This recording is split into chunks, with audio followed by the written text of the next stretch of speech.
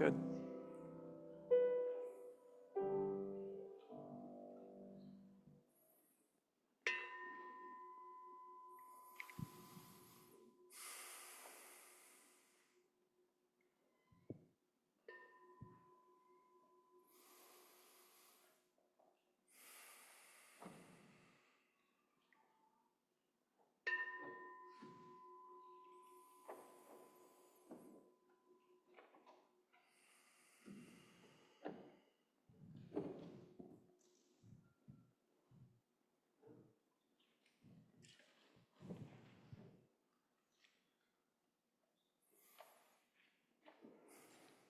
Begin with the words of the Reverend Gretchen Haley.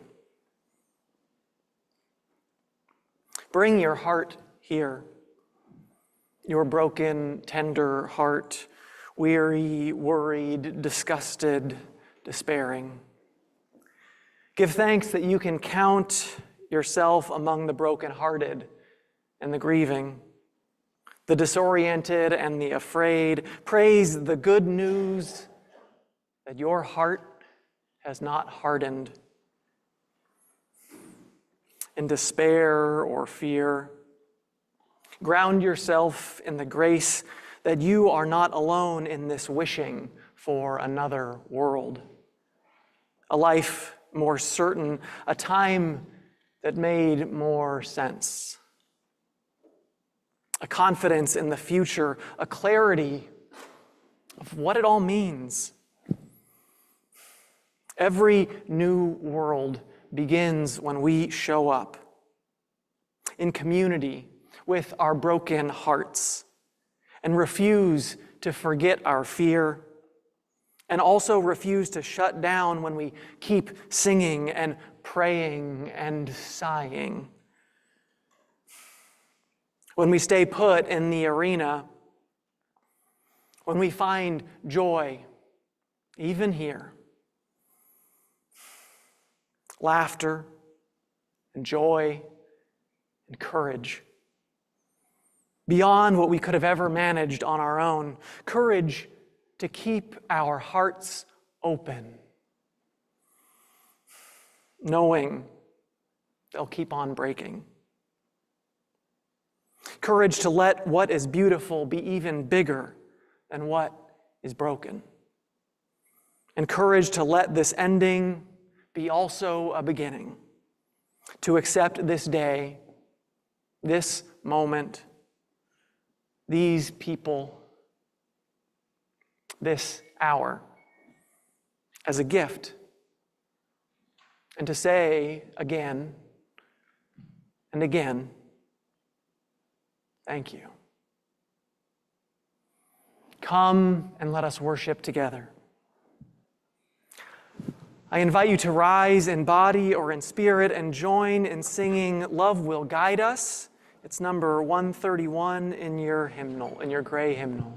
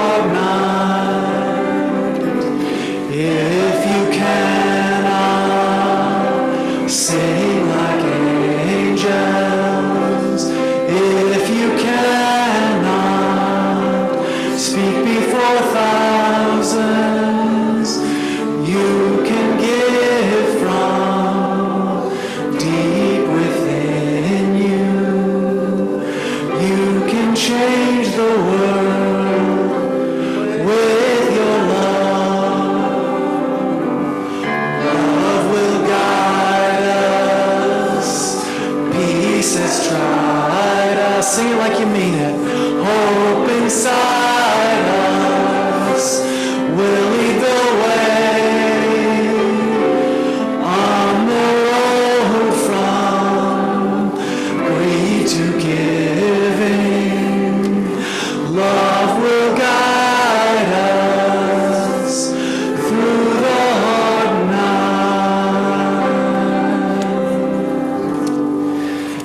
you to remain risen as we say our affirmation together. These words, which you can find on the screen and also in your order of service, these words are also inscribed on many of our hearts, and we say them both in English and in Spanish as a symbol of the many languages spoken in this community and beyond, the many languages of the heart, of the soul. Love is the doctrine of this church. The quest of truth is its sacrament, and service is its prayer. To dwell together in peace, to seek truth and freedom, to serve humankind in fellowship, to the end that all souls may grow into harmony with the divine. This do we covenant with one another. El amor es la doctrina de esta iglesia. La búsqueda de la verdad es su sacramento y el servicio es su oración. Habitar juntos en paz, buscar la verdad con libertad y servir a la humanidad juntos, con el fin de que todas las almas pueden crecer en armonía con lo divino. Esto es lo que pactamos unos con otros.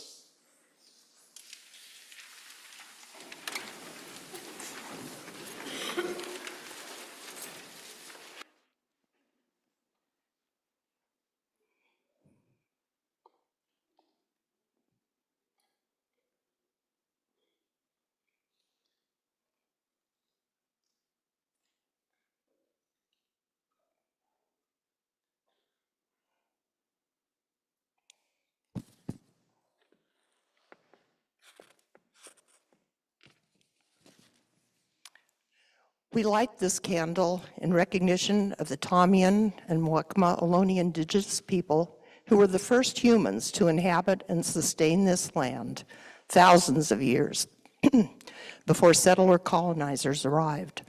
We honor the resilience of these indigenous peoples in the face of devastating harm, and we lift up their neighboring descendants, the Amamutsan tribal band, with whom we are working to preserve their sacred land of Eurostak and to ensure that their culture continues to thrive.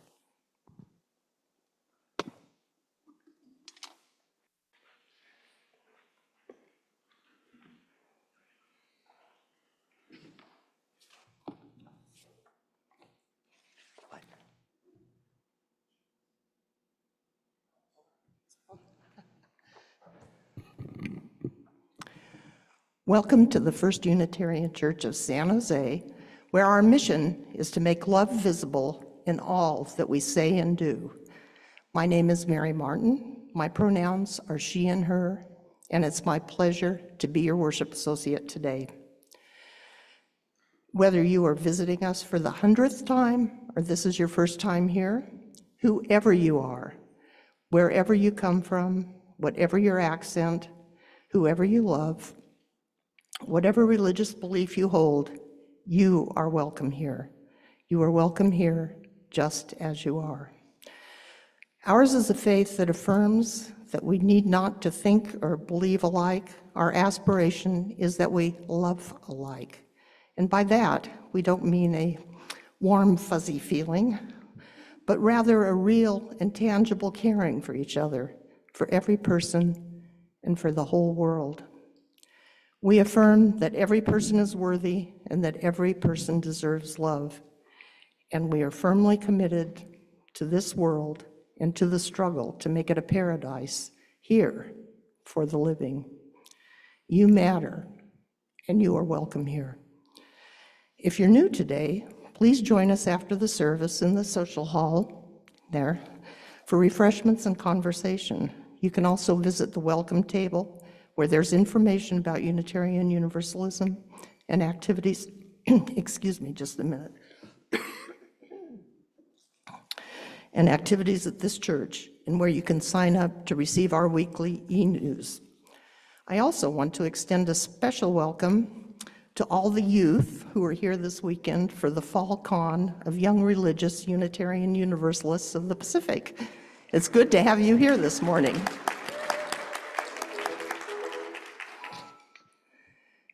After the events of the past week, I am so glad to be here, where I know this loving community is a safe place to bring my concerns, where I can rest for an hour in the knowledge that I'm among friends, many of whom share my grief, rage, disbelief, worry, and disappointment about the election. And it's also a place where I can get refueled and inspired to continue the never-ending work of building a more just world. I came here this morning to be with people who will be unwavering allies in working for the safety and rights of queer and trans folks, immigrants, refugees, and people of color. I came here this morning because our Unitarian Universalist affirmation of the democratic process does not start or stop the ballot box. I came here this morning to remember the words of Dr. Martin Luther King Jr., who, paraphrasing Unitarian minister Theodore Parker, reminded us that the arc of the moral universe is long, but it bends toward justice. And now, let's take a deep breath and bring ourselves fully into this time and place.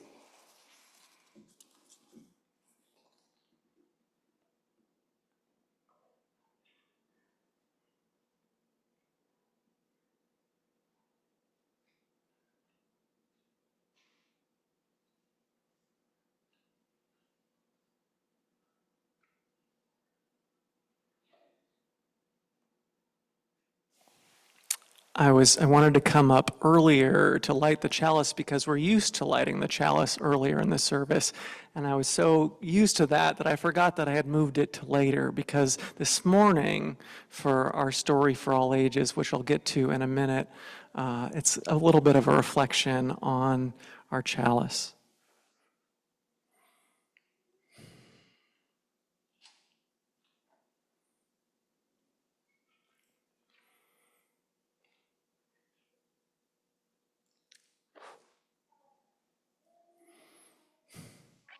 We light this chalice for the warmth of love, the light of truth, and the energy of service.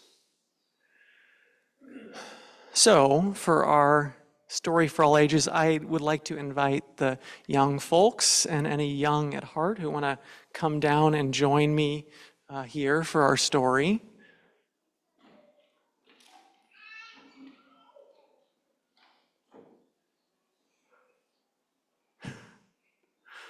Looks like we got a few people coming down from the balcony.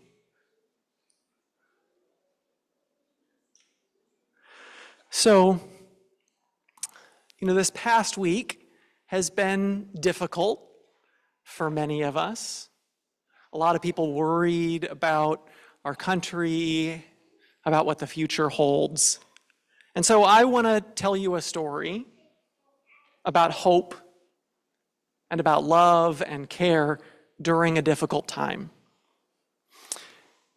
85 years ago, in 1939, Martha Sharp and her husband, the Reverend Waite Still Sharp, left for Europe to help out with a relief effort organized by the Unitarian Church. The Nazi army was about to invade the country of Czechoslovakia, and Martha and Waite Still wanted to help people get out of Czechoslovakia before the army invaded.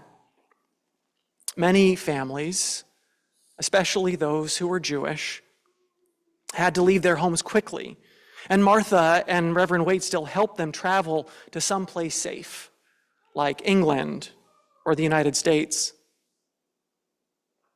After the war started, a few months later, many more people left their homes to flee the Nazis. And the Sharps went to Portugal in 1940, where they helped found the Unitarian Service Committee, an organization to help provide aid to people fleeing war and also to help get them to safety. And so during World War II, Martha and Wade still traveled throughout Europe. They brought food and powdered milk to refugees who had left their homes and so had little to eat. And they found ways to get children and their families, as well as people who were in trouble for speaking out against the Nazis, out of dangerous areas and into safer places. Sometimes Waitstill and Martha had to hide in the dark or take long, difficult paths to make sure they wouldn't be caught. It was scary at times, but they knew that helping people get to safety was the right thing to do. It was what their Unitarian faith called them to, and it was certainly worth the risk. Now, to help their relief work and make their paperwork more official, in 1941, the Unitarian Service Committee introduced the symbol of the flaming chalice, which was created by the artist Hans Deutsch, who was a refugee himself. The service committee used it as a seal that they would put on their letters to authenticate travel documents, and used it as their logo as well. And over time, the flaming chalice would eventually become the symbol of Unitarian Universalism. And now, most Unitarian Universalist congregations light a chalice every Sunday. You know, sometimes when I'm lighting the flame, I like to think of the thousands of congregations or the hundreds of congregations doing so at the same time. Now, when we light our chalice, we say that the flame represents the warmth of love, the light of truth, and the energy of service. But the chalice has many meanings. A chalice can also be seen as a beacon of hope. It's flame helping guide people during dark times. Guided by their Unitarian faith, Reverend Waitstill and Martha never stopped helping, as long as they were needed all throughout the war. And through their hard work and courage, hundreds and hundreds of people were able to escape to safety. And the Sharps weren't alone either. They were just two of countless people who took risks to help others out during the war. Now, 80 years later, with the support of countless UUs, the Unitarian Universalist Service Committee continues to do good work here in the United States and throughout the world, like fighting climate change and supporting refugees and protecting human rights, shining their light to help make the world a better place. And as Unitarian Universalists, we all have that ability to shine our light, to be a beacon for love and hope in this world. And so, as we sing our children out to their religious education classes this morning, instead of singing "Go Now in Peace," let's sing "This Little Light of Mine."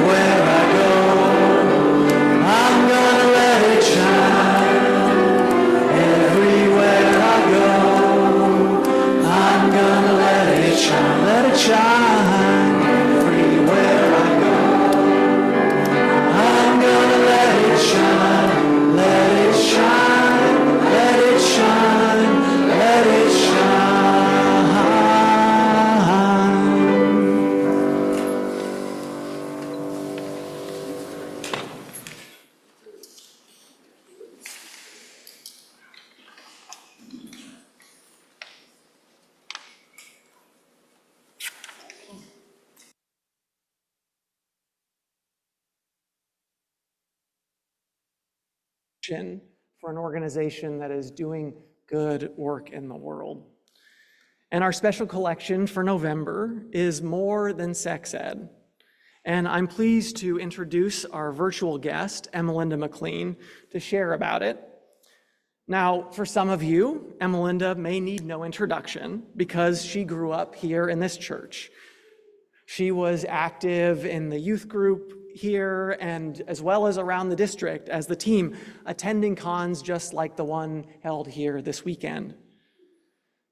And it was here in this church's basement that Emelinda attended the Our Whole Lives, or OWL program, as a middle schooler.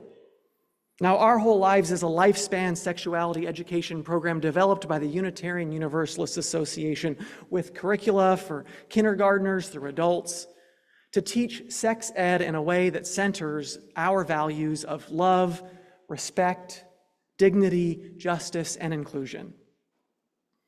So, can I ask here, who has taken an Our Whole Lives class? Awesome. Who's taught an Our Whole Lives class? Also awesome. Thank you. I firmly believe that OWL is life-changing and life-saving work. And it changed Emelinda's life, as did this church and this faith, and she told me I could say that. Now, after Emelinda moved to Los Angeles for college, she was hired as the religious education director for Emerson Unitarian Universalist Church in the San Fernando Valley, where she went through a training to lead Our Whole Lives, and then joined with other LA area UU churches to run multi-congregational OWL programs.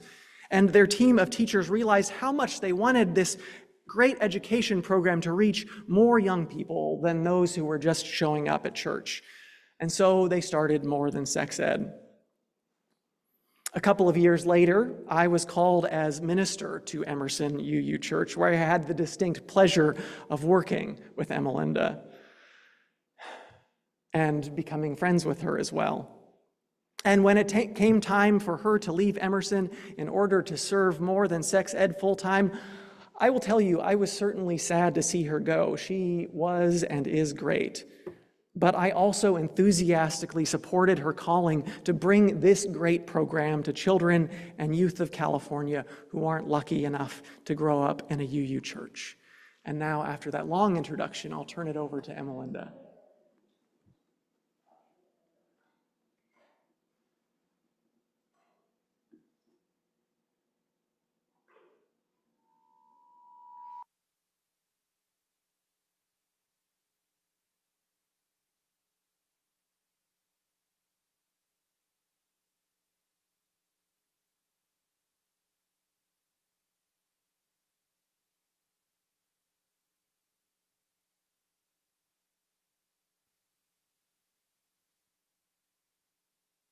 Would be my guess. Okay, so, well, you need to unmute, but what I was saying, I think, to Jan is that you need to invite her to unmute by clicking on the ellipses next to her window so that she can be invited to unmute. There we go. Thank you. Can you hear me? Excellent. Thank you so much. I appreciate that. I am so happy to be here, so grateful to have been invited. More Than Sex Ed has reached over 6,000 young people since our inception and hundreds more parents and educators. We've worked with about 50 schools and organizations around Los Angeles and beyond in the last 10-ish years. And we have survey data that shows that our classes have helped those thousands of youth to better understand their own bodies, have healthier relationships, combat stereotypes, support LGBTQIA plus peers, set boundaries, and make decisions that they're more likely to feel good about later. We are based on the Unitarian Universalist Our Whole Lives curriculum, and we have age-appropriate program offerings for grades K through 12, which you may have guessed is a little bit controversial. We teach such highly contentious topics as people are different and that's okay. You get to decide who touches your body. Stereotypes hurt. Science is real. Prejudice is bad. And yeah, some people are really mad about it. Uh, my UU upbringing is the reason I can field those contentious conversations with grace and respect. I respect every family's right to their own values, and I encourage every family to discuss and share their values and beliefs on these important topics. The overlap between religious education professional and sex education professional is surprisingly a lot. And that shared skill set is a big piece of why More Than Sex Ed has been successful, I like to think. Um, so thank you to this faith community, the house that built me. Um, your donations to More Than Sex Ed today will help us bring UU values on affirming and inclusive sexuality education to secular school settings. You'll help us deliver messages of support to queer youth and families, encourage kitchen table conversations about bodies and health and relationships, and yes, change and save lives. Thank you for sharing from your means to amplify the good news of comprehensive values-based sexuality education.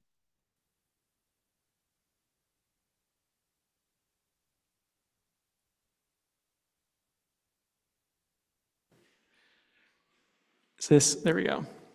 So as we take our special collection, please make checks payable to FUCSJ with special collection in the memo, or you can donate online at sanjoseuu.org/donate and select monthly special collection.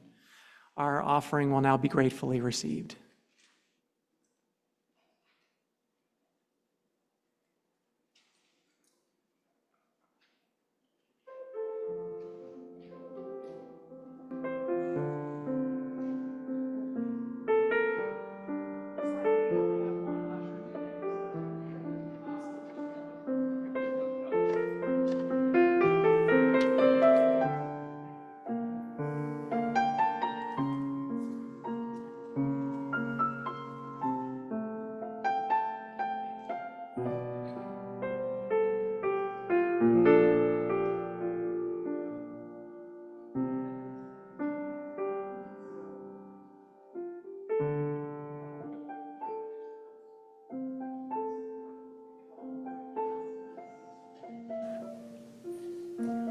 Hello, there we go.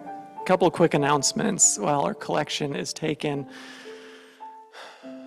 So, in this time of mourning, the last thing you may feel like doing is going to some sort of festive celebration like next week's Task, Talents, and Treasures auction right after church. But let me tell you, as someone who started playing Dungeons and Dragons again during the pandemic, it's really important to do things that are fun and bring you life when times are difficult. And that's actually one of the things that's on offer at the auction, is an opportunity to play Dungeons and Dragons with me as the Dungeon Master, if you're interested. There's lots of other great offerings, lots of meals, there's vacations, there are all sorts of services being offered, there's art items, and so I invite you to go check it out. We do have the online auction already up right now, so that's going on, and then next Sunday after church again is the live auction. And now more than ever, I think First Unitarian is and will be a beacon of hope for those in our community who are fearful in the coming days and years. And by your presence at next week's auction, you have a chance to support our church and its mission in the wider world to make love visible. So come and join us and make a positive difference to support our church in these difficult times, and also have a little bit of joy and fun. Another very quick announcement. On Wednesday, we'll be taking down our Dia de los Muertos altar, so you can come by to volunteer to help out if you want to do that, but also just make sure you if you left a memento or a picture there, please make sure you get it after the service, 3 p.m. on Wednesday. Thank you. And thank you for all of your contributions.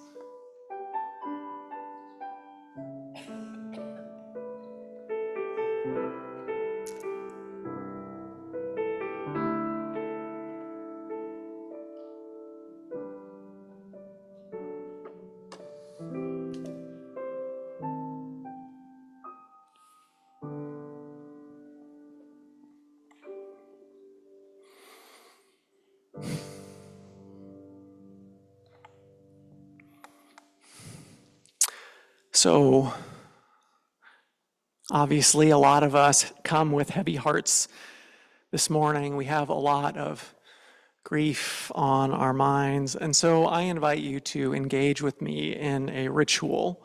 It's the bowl of tears. And I have here a bowl in front of me filled with water. This water represents our tears for the world. And the water is salted because, of course, our tears are salty, as is the ocean, which sustains so much life on this planet. And so whether you are feeling tears, whether you have tears of sadness, tears of fear, or even tears of rage this morning, I invite you to come forward to this bowl as you're moved, and just dipping your hand in the water and letting it trickle through your fingers as you say what your tears are for. So, my tears are for all of those who are living in fear of what comes next. So you can just share a short word or a few words or a phrase of what's on your heart this morning. Before we do that, I want to invite you to join me in singing a song. It's River of Tears. It goes like this. River of tears, carry me. River of tears, carry me home to the ocean of my being, to the ocean of love. Sing, I'm going to bring the words up. Sing that with me.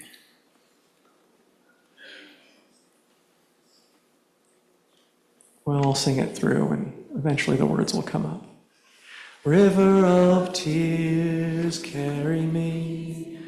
River of tears, carry me home to the ocean of my being, to the ocean of love. Not peace. River of tears, carry me. River of tears, carry me home to the ocean of my being, to the ocean of peace. River of tears, carry me. River of tears, carry me home to the ocean of my being, to the ocean of hope. And so we'll just continue to hum that tune while people come up, and you can dip your hands in the water, you can share aloud, or if you would just like to keep it to yourself, that is fine. I invite you now to come forward as you feel called.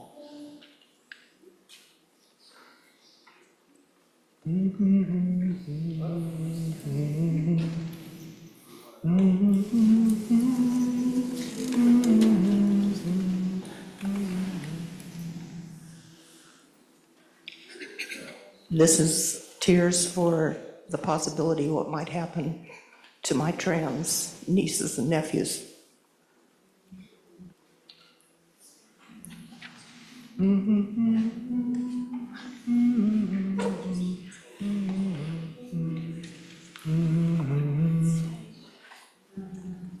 For Eloise losing her independence. for all those who will lose health care. For the children that die and the families that are broken by our policies on immigration.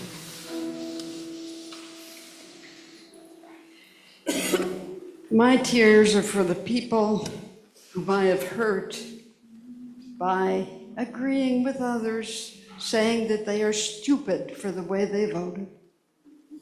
They are people too.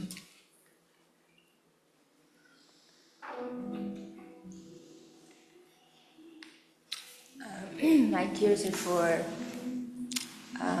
Americans who are in poverty and hunger, and for the places around the world that are suffering from war.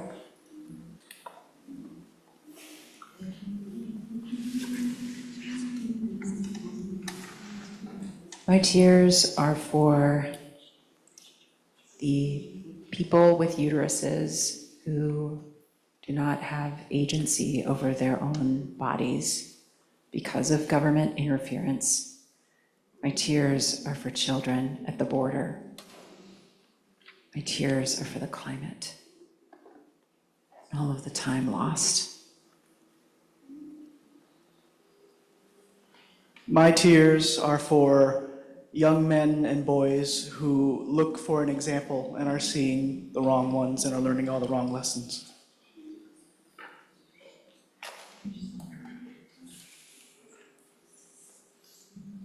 Sometimes we cry because the world is unknown or scary or confusing or unfamiliar.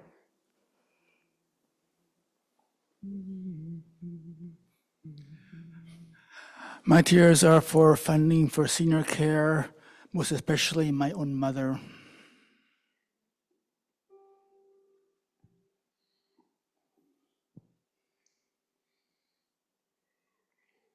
My tears are for all the children like this guy who might not get the joy of having a brother or sister due to parents' inability to get IVF or other fertility treatments.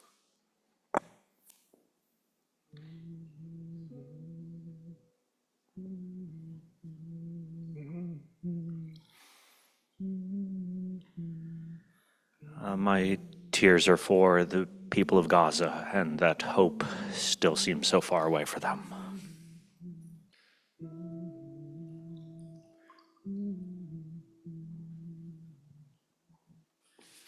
My tears are for the planet Earth.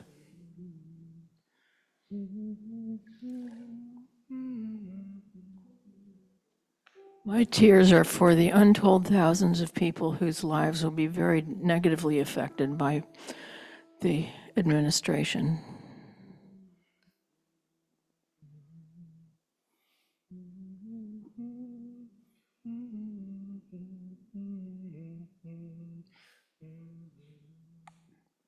My tears are for the uncertainty that children and young adults face at this point in time.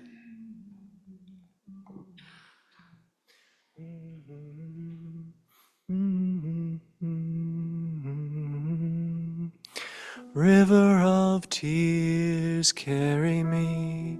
River of tears, carry me home to the ocean of my being, to the ocean of love.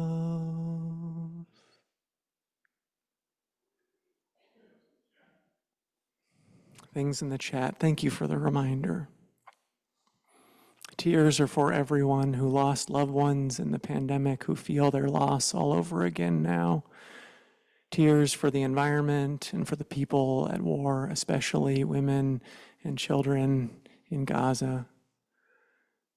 Tears for girls being told, your body, my choice, and for my 20-year-old fairy goddaughter who has been diagnosed with MS and needs health care. Tears for educators who are written off as liberal elites because the kleptocracy needs to dismantle education. Tears for people of compassion surrounded by those who want to make America hate again. One more time. River of tears, carry me. River of tears, carry me home to the ocean of my being, to the ocean of love.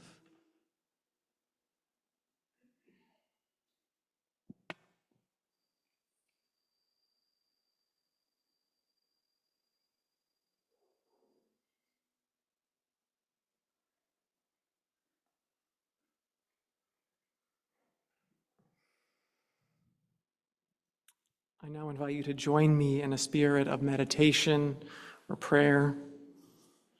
These words adapted from Lisa Garcia Sampson. Spirit of life and love, Spirit that lives within us and between us and among us right now. Within this beloved community and in our work for collective liberation, may we continue to weave the web of trust and care to keep our bodies safe. But more than that, may our bodies be the site of healing, joy, and freedom. May we refuse to let our spirits be depleted and hardened by the forces of hate. Instead, may we open ourselves to be nourished and transformed by the movement for justice, knowing that our collective story is not what we are fighting against, but what we are fighting for. For ours is the work of creation. Ours is the work of inviting people into an irresistible movement rooted in our belief that a new world is possible, even when that may feel so far away. And the center of our work is love and joy and the spirit of abundance. These are the things that we are fighting for, and these are the things we are fighting with. May we know, deep in our bones, that this is the call of our faith.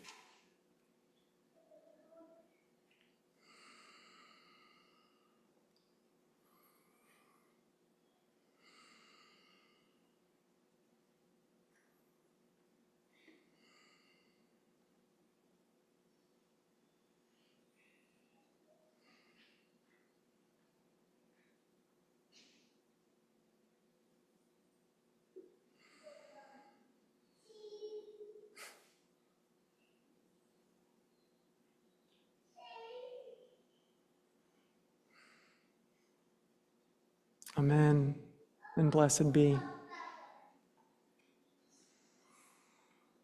I now invite you to join me in singing There Is More Love Somewhere, number 95 in your gray hymnal.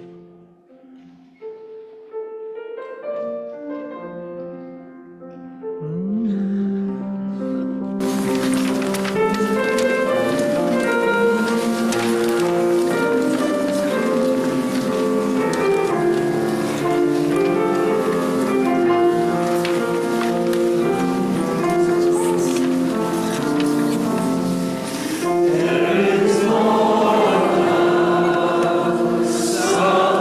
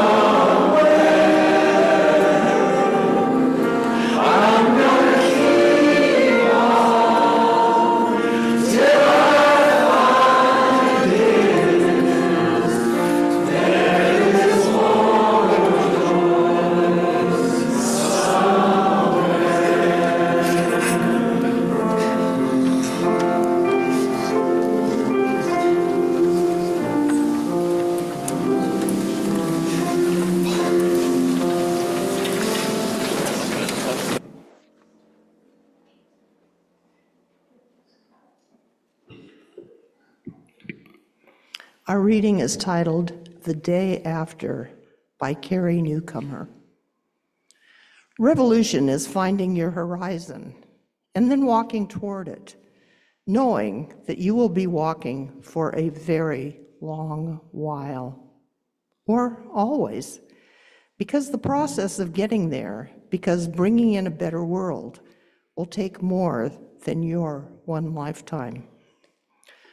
Revolution is traveling light, leaving what's dead weight by the side of the road, like vengeance and stone-cold hatred that expands and gets heavier, like slow, drying cement in the chambers of your heart. Revolution is holding close all you love, all you believe in, all you hope for, everything that actually matters. Because you are going to get tired and discouraged and angry and wander off course. You're going to need what you've gathered, embraced, and endured, because it's love, always love, that will tug on your sleeve and remind you to look up, search the sky for true north, get a bead on something improbable, shining and unstoppable, and keep walking.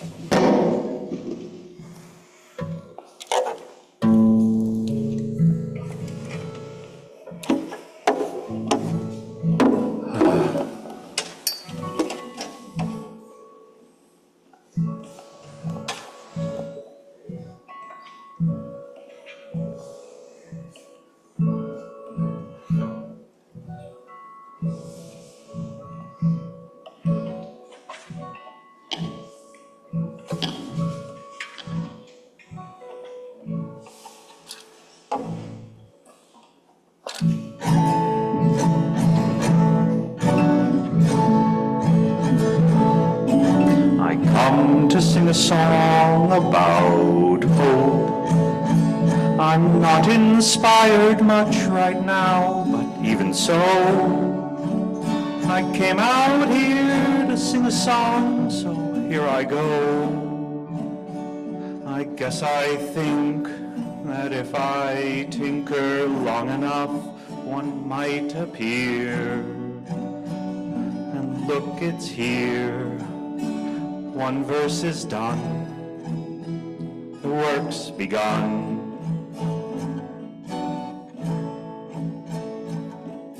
I come to sing a song about hope. In spite of everything ridiculous and sad, though I'm beyond belief depressed, confused and mad, well, I got dressed. I underestimated how much that would take. I didn't break until right now.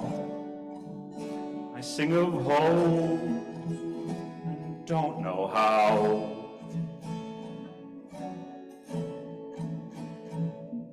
So maybe I can substitute strength because I'm strong. Strong enough. I got through lots of things I didn't think I could. And so did you. I know that's true. And so we sing a song about hope. Though I can't guarantee there's something real behind it, I have to try to show my family I can find it. And so today, when life is crazy and impossible to bear, it must be there. Fear never wins, That's what I hope. See, I said hope. The work begins.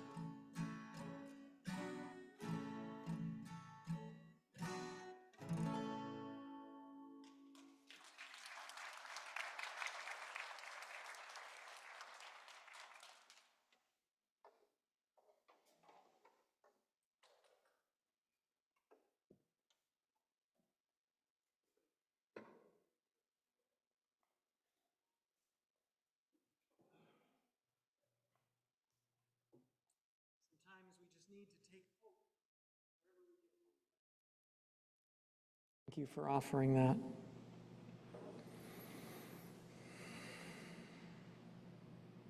Our second reading is Let America Be America Again by the Harlem Renaissance poet Langston Hughes.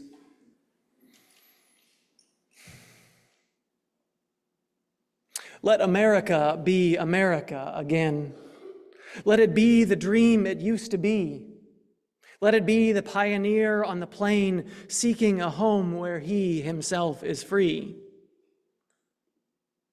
America never was America to me. Let America be the dream of the dreamers dreamed. Let it be that great strong land of love, where never kings connive nor tyrants scheme, that any man be crushed by one above. It never was America to me.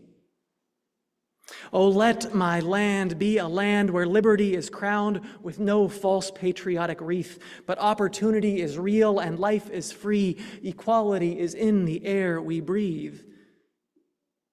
There's never been equality for me, nor freedom in this homeland of the free.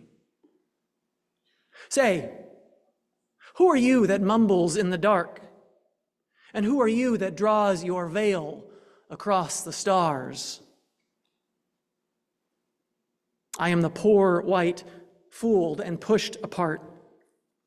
I am the Negro bearing slavery's scars. I am the red man driven from the land. I am the immigrant clutching the hope I seek and finding the same old stupid plan of dog eat dog, of mighty crush weak. I am the young man full of strength and hope, tangled in that ancient endless chain of profit, power, gain, of grab the land, of grab the gold, of grab the ways of satisfying need, of work the men, of take the pay, of owning everything for one's own greed. I am the farmer, bondsman to the soil. I am the worker, sold to the machine. I am the Negro, servant to you all.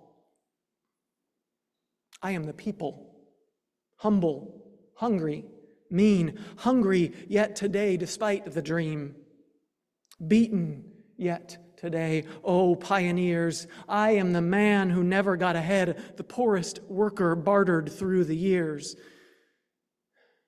Yet I'm the one who dreamt our basic dream in the old world while still a serf of kings, who dreamt a dream so strong, so brave, so true, that even yet its mighty daring sings in every brick and stone, in every furrow turned, that's made America the land it has become. Oh, I'm the man who sailed those early seas in search of what I meant to be my home. For I am the one who left dark Ireland's shore and Poland's plain and England's grassy lea. And torn from black Africa's strand, I came to build a homeland of the free. The free? Who said the free? Not me. Surely not me. The millions on relief today, the millions shot down when we strike, the millions who have nothing for our pay, for all the dreams we've dreamed, all the songs we've sung, and all the hopes we've held, and all the flags we've hung, the millions who have nothing for our pay except the dream that's almost dead today. Oh, let America be America again. The land that never has been yet, and yet must be. The land where every man is free. The land that's mine, the poor man's, Indians, Negroes, me, who made America, whose sweat and blood, whose faith and pain, whose hand at the foundry, whose plow in the rain must bring back our mighty dream again. Sure, call me any ugly name you choose. The steel of freedom does not stain. From those who live like leeches on the people's lives, we must take back our land again, America. Oh yes, I say it plain. America never was America to me. And yet I swear this oath, America will be. Out of the rack and ruin of our gangster death, the rape and rot of graft and stealth and lies, we, the people, must redeem the land, the mines, the plants, the rivers, the mountains, and the endless plain. All the stretch of these great green states, and make America again.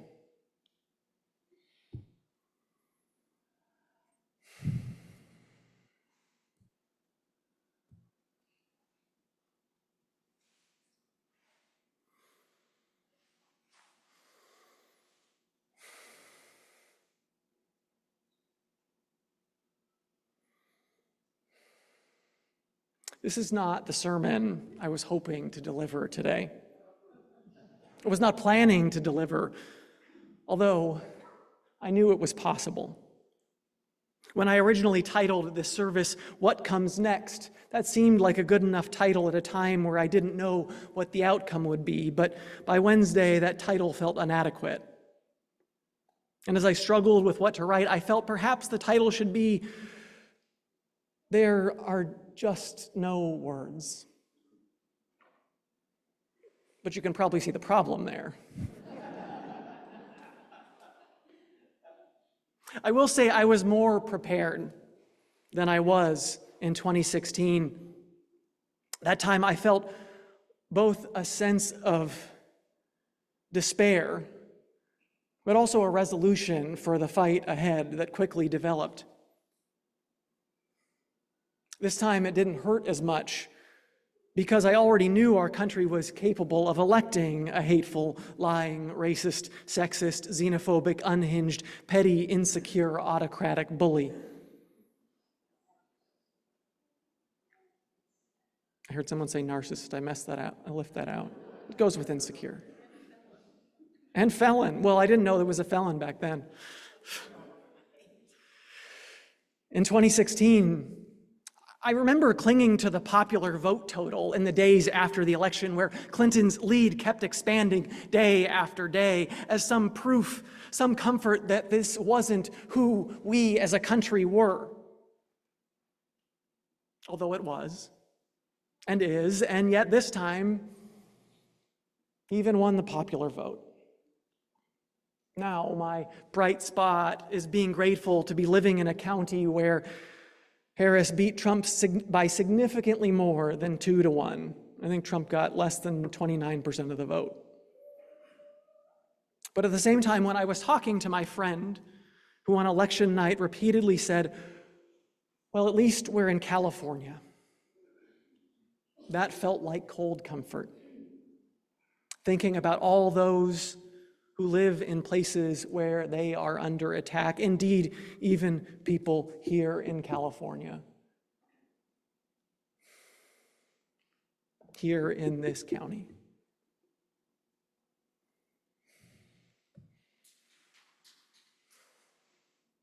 This time, I mostly just feel more tired. Thinking about what it will be like to go through another 4 years of this again.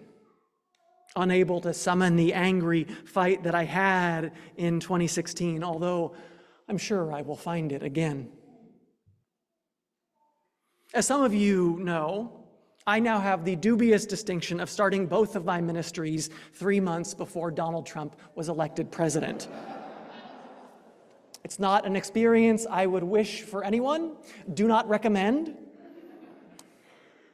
I mean, I guess it means that I'll have to stick around here at this church long enough that I retire from here, because I don't want to go to another church and have Donald Trump get elected again. I mean, who wants President Zombie Trump? Although that might be a little bit better, sadly.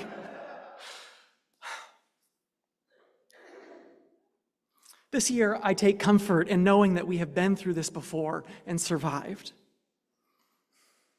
and that we have learned important lessons about taking care of ourselves in the struggle to build that beloved community, to work for a more just world, to protect all those we care about, to protect all of us. One of the lessons is that this is a marathon and not a sprint. So pace yourselves accordingly, engaging in spiritual practices that ground us, not feeling like we have to respond to every single fresh outrage, reaching out for support too, and lifting each other up when we struggle.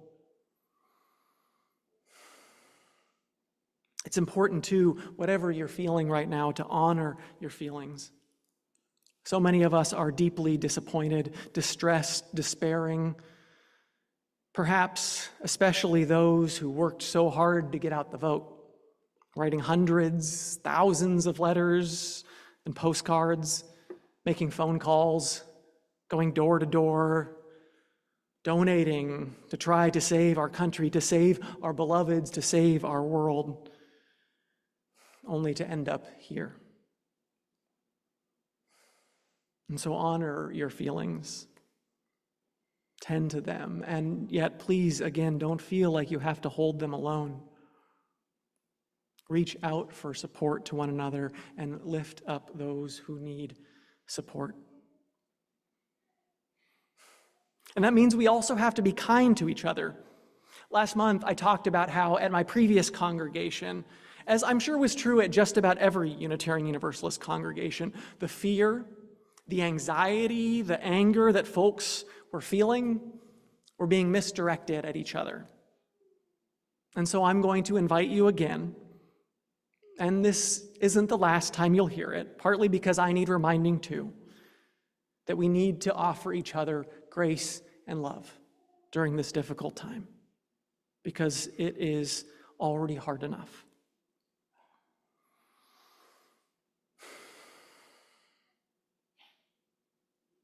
But even thinking about the lessons we've learned from the last time, I'm also aware that this could be much worse than the last time. Donald Trump seems more dangerous and more unhinged. And the Supreme Court has essentially given him a pass to do whatever he wants without fear of legal consequences. And that is troubling to think about. But that brings me to the one emotion I want us to avoid. Again, it's important to feel your feelings. But what I want us to avoid is anticipatory grief. Worrying about that which might happen or may happen, but which hasn't happened yet. I'm sure some of you were already going there when I talked about how this term might be different. I invite you to stay in this moment and save that grief for if it does happen. But on the flip side, we also need to be prepared to defend our values and that which we hold dear, and to stand up for our rights. And so we do also have to prepare for what's coming. But don't fall into despair thinking about what might happen. Ian Bassin writes, authoritarianism thrives on hopelessness, on loneliness and despair. The antidote is holding fast to our agency, embracing our communities and connections, and finding spaces for joy. In countries where autocracy takes over, it does so by grinding people down, either forcing them to retreat from public spaces or intimidating them into doing so voluntarily. We cannot do that.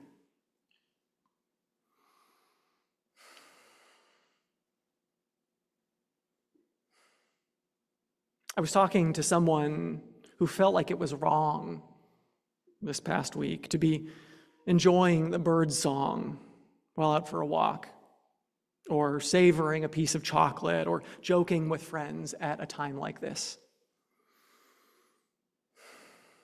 But joy is what gets us through the hard times. There's a phrase that I've learned and come to love in the past 8 years, which is that joy is an act of resistance. Joy gives us energy, fills us up, renews us so that we can show up, ready to resist, to go to make a difference in the world, to show up. So go out, look for joy, read a book, laugh, go for a hike, sit in nature, play with a pet.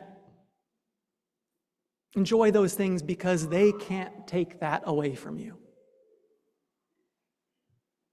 Can never take joy away from you.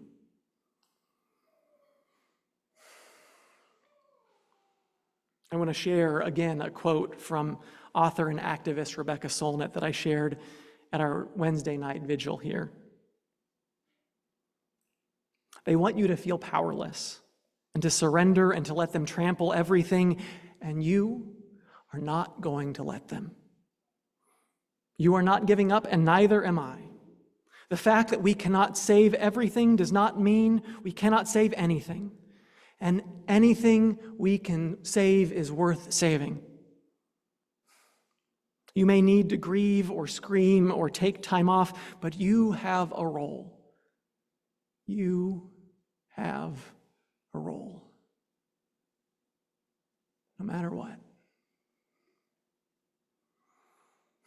And right now, good friends and good principles are worth gathering in. Remember what you love. Remember what loves you. Remember in this tide of hate what love is.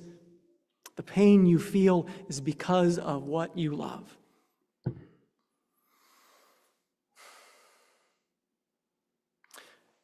The reality is that the main message of this sermon was going to be the same, regardless of the election outcome.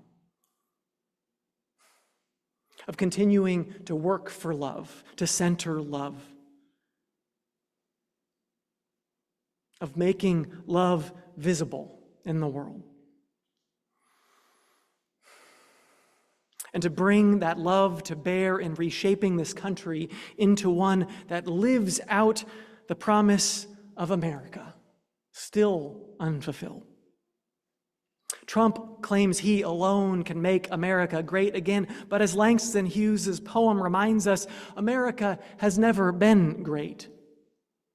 It's never been the land of promise that its lofty words and our whitewashed history books proclaimed it to be. Its supposed greatness has been built on the backs of enslaved Africans, the displacement and genocide of millions of indigenous people, countless exploited migrant communities, so many workers abused, and people around the world who have been oppressed and exploited by America's military and economic imperialism.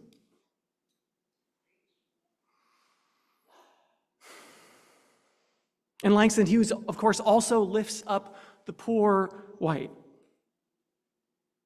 Something we've heard a lot about these past 8 years, which I think is important. That poor white, fooled and pushed apart, as he says, is one of those marginalized voices who mumbles in the dark.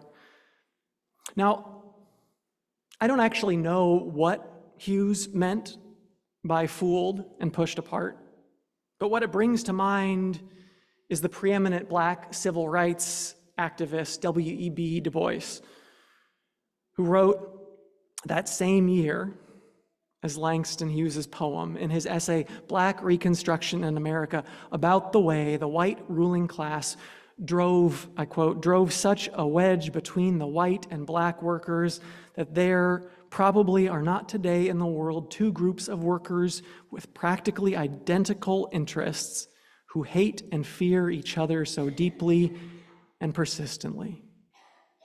By creating that wedge, reducing the possibility of solidarity and real transformation. And we can see similar attempts to find scapegoats and enemies today. People of color, immigrants, Muslims, trans people, queer families, childless cat ladies, and anyone who would dare speak out for them. The voices of bigotry and hate will tell you that they are a threat to your way of life, to the American way of life, and thus, that's how they create an outgroup. There's us and them. And surely they, deviants, subhuman animals, vermin, must be what's wrong with the country, poisoning its blood. That's step one of the fascism playbook. Step one of the genocide playbook. Let me, big daddy billionaire, deal with them. I am your warrior, I am your justice, and for those who have been wronged and betrayed, I am your retribution. Chilling. And that's what over half the electorate voted for. That demonization, whether they loved it or held their nose while they pulled the lever so that they could keep control of the Supreme Court or get their tax breaks, or they simply weren't paying close enough attention, which I think is a problem of its own. The decreasing civic awareness and community engagement in our society, where many people just listen to whatever voice is shouting the loudest or most insistently. There are some who are saying in response to this election that we should abandon identity politics because too many people are uncomfortable with the fact that queer and trans people exist, or that America has been tainted by racism since the first colonizers set foot on this land, since the first slaves were brought over. Forget about political correctness, which, by the way, is a term that was actually popularized by the right wing to demonize what is essentially treating historically marginalized people with decency.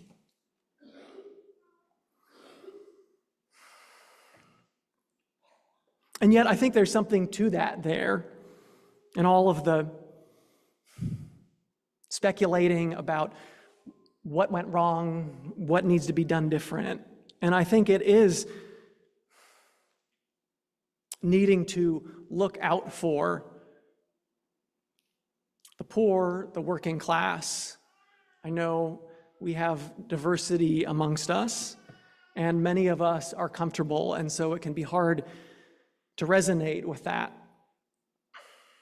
And indeed, if there was a failure of this moment, it was to not acknowledge the very real way that the system is broken for so many people, and just to say, no, it's mostly fine, we just need to tinker around the edges.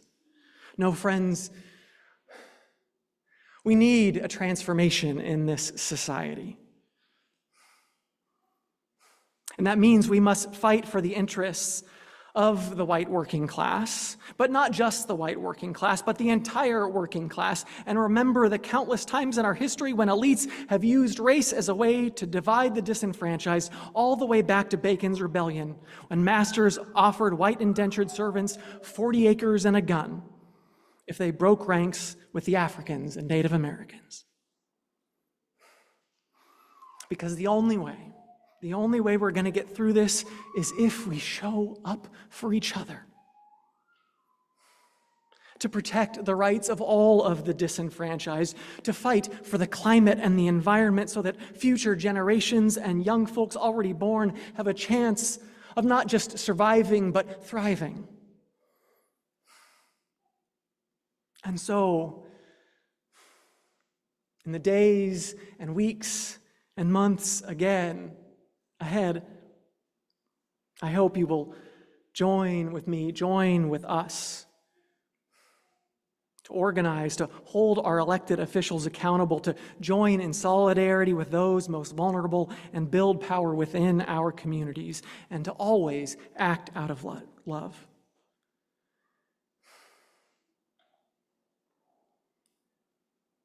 Making America, America again.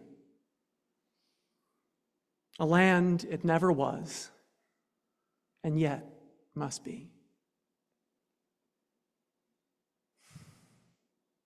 May it be so.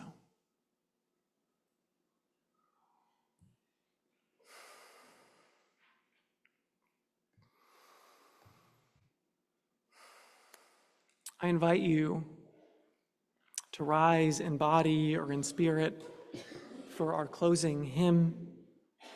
Keep on moving forward. It's a song of resistance, of justice movements throughout for the past 40 years almost. So Guitars Aloud is going to play the music for us, and the words will be on your screen.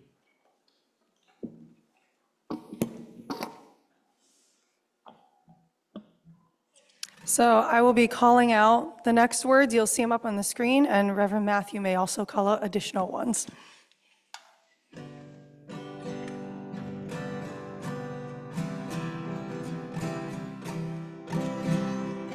We're gonna keep on moving forward. Keep on moving forward. Keep on moving forward. Never turning back. Never turning back. Singing loudly. We're gonna keep on singing loudly. Keep on singing loudly. Keep on singing loudly, never turning back, never turning back. Sorry, we'll do moving proudly now. We're gonna keep on moving proudly, keep on moving proudly, keep on moving proudly, never turning back, never turning back. Loving boldly. We're gonna keep on loving boldly. Keep on loving boldly. Keep on loving boldly. Never turning back. Never turning back. Moving forward. We're gonna keep on moving forward. Keep on moving forward. Keep on moving forward, never turning back, never turning back, never turning back, never turning back.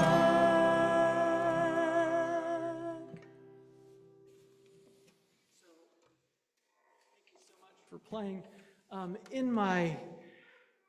In the craziness that was this week and preparing for the service, I blew past my note, which was to invite one of the attendees from our fall con here to share a little bit more about what the con is and what they've been doing this weekend.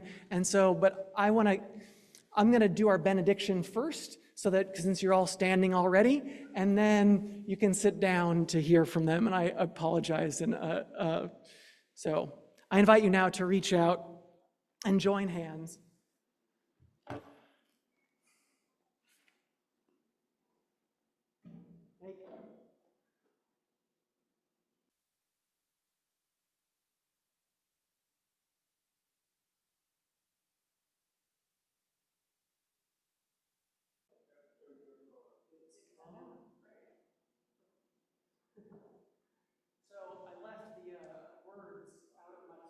And yet I know them mostly, and I know where to find them. So just think about, as I look, I invite you to think about what it is who it is that you're fighting for with that deep, fierce love.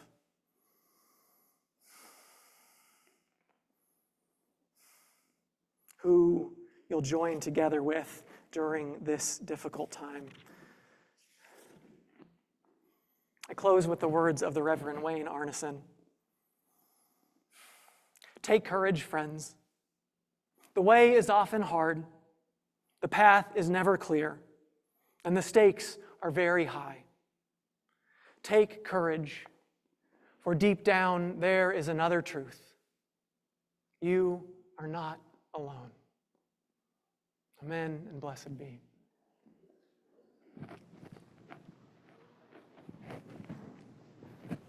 And now Ananda will share. Yes. Thanks so much. Yes, thank you so much for having us. Good afternoon. My name is Ananda, she, her, and I am part of the Council of YRUUP, Young Religious Unitarians, Universalists of the Pacific. Thank you so much for having us here. We had an amazing weekend. This is an amazing church. It is so beautiful. It was so fun to be here, and we are so thankful that you guys let us be here. I'm going to tell you guys a little bit about who we are.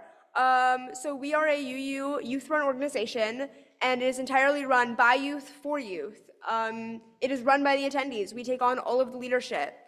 And our age range is 14 to 20-year-olds, so it provides a lot of development and ability to have inter-age communication and learn from each other, and it's really amazing. It is such an important community. We learn so much from each other. There's so much growth that happens to the people in our community, and as things continue to change in our country, it is so important that we have third spaces for youth and for queer youth and for youth of color, and our community provides a very safe space for youth. If there are any youth at this church today that are not in our community already, or if you know of any high school, young adult aged youth, anyone between the ages of 14 and 20, our next event is February 14th through 17th, President's Day weekend, at the First Unitarian Church of Kensington. That will be our next event if anyone is interested in coming to our Elections Con. It is going to be a really cool event, and you should definitely invite any high schoolers you know to come. And finally, we are fundraising. We are fundraising for our Wookiee program. Unfortunately, our program has not been getting the money it needs from our events. We have not been getting enough attendance, and we have slowly been losing money. And it is at the point where cons may not continue if we do not get this fundraising. I've talked to one of the youth that attends this church, and they will be in touch to kind of spread our GoFundMe, spread how you guys can help fundraise. But if you can donate, please donate. It would be so amazing to keep this third space alive for youth, because it is such an amazing community, and every single person that goes there learns something, and it just gets to grow so much in it. Thank you so much.